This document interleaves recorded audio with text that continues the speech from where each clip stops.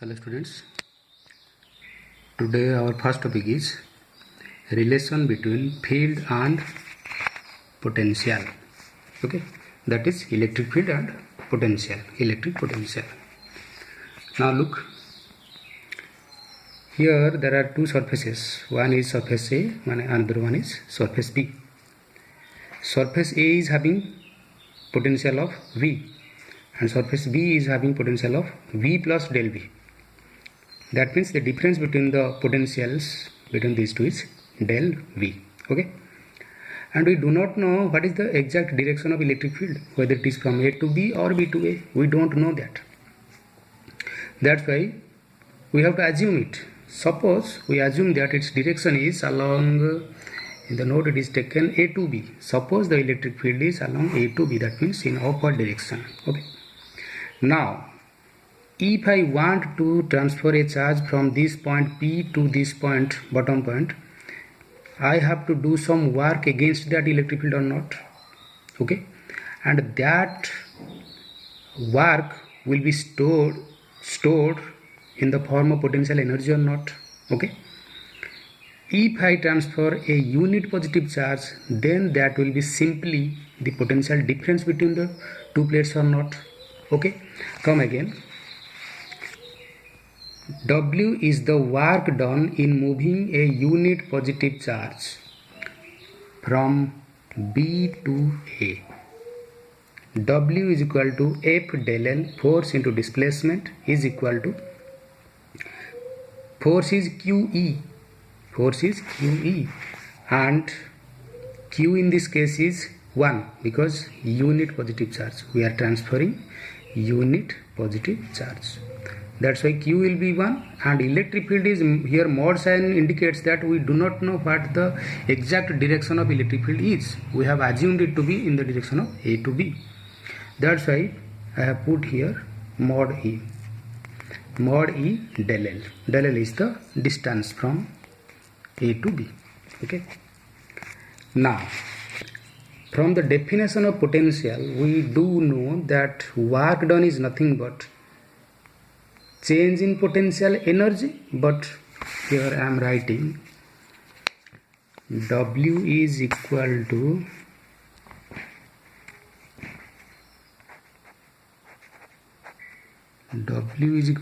change in potential energy, that is final potential energy, that is A, initial potential energy UV, but I can simply write UA as QVA minus QVB. This is equal to Q common VA minus VB. Q is 1, unit positive charge, that's why it will become VA minus VB. Got it? So here VA minus VB. From the figure you can see VA, that is potential of A is nothing but V, and potential of B is nothing but V plus del V.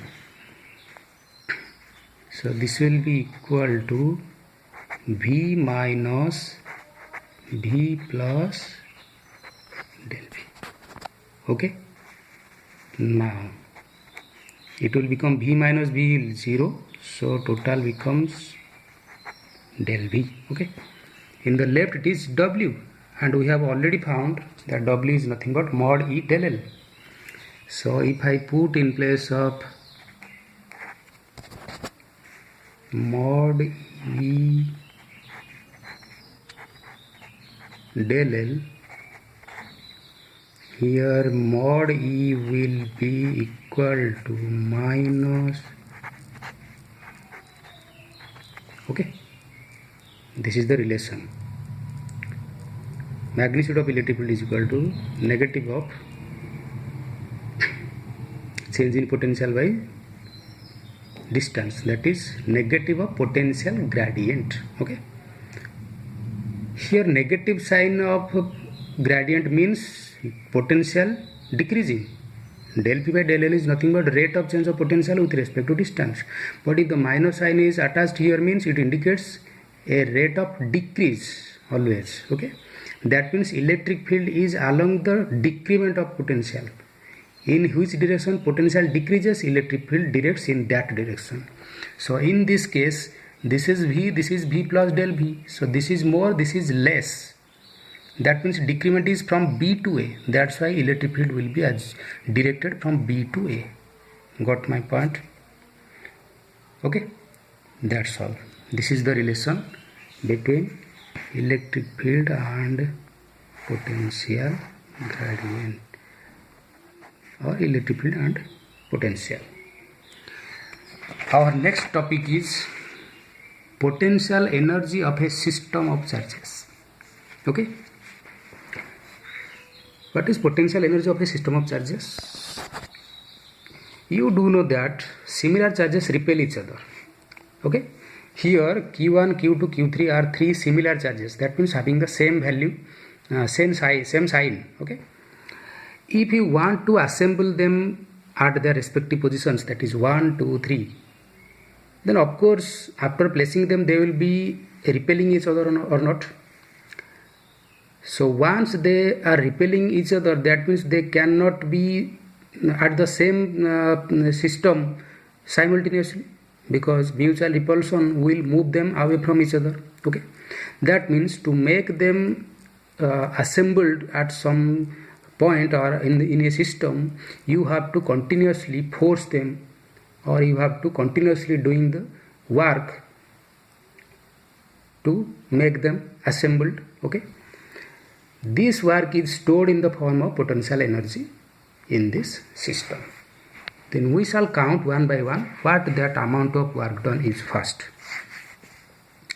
First, let us count what is the amount of work done in bringing this Q1. All these charges are initially at infinity. And you do know that potential energy of a charge is nothing but the work done in bringing the charge from infinity to a certain point. Now this is at infinity and we are bringing this charge Q1 to this point 1. But here you look, here no charge is initially present. That means we have to do no work actually, because nobody is repelling this charge. If this charge is coming in this direction, nobody here is repelling it. That means with no work done, it can be placed at this point. So W1 is equal to 0. Here you look, W1 is 0. W1 is work done in bringing the charge Q1 from infinity to position 1. Now come to W2. Okay. Now look, suppose this is position 1. Already Q1 has come to position 1. We want to bring Q2 to position 2, but in this time Q1 will be producing some potential here already. That means to bring Q2 to this position 2, we have to do external work. Okay, so what that amount of work is? Amount of work is nothing but W is equal to VQ, change in potential into Q. Q is Q2, but change in potential at infinity potential is 0. At position 2, whatever potential is there, that is due to Q1. Okay, here you look, W2 is equal to V21 Q2 is equal to V21 is nothing but potential at position 2 due to charge Q1, and Q2 is test charge. So VQ, potential at point 2 due to charge 1 is nothing but Q1 by 4 pi epsilon naught R12. R12 is the distance between position 1 and 2. Now this is W2. Now look, Q2 is placed now. Now you have to put at position 3 this Q3. Now you have to go against two forces, one because of Q2, another because of Q1. That means these two will be producing some potentials here, and you have to do work against this potential difference. So here W3 is equal to potential due to charge 1 at point 3, potential at 3 due to charge 1 into Q3 plus potential at 3 due to 2 into Q3.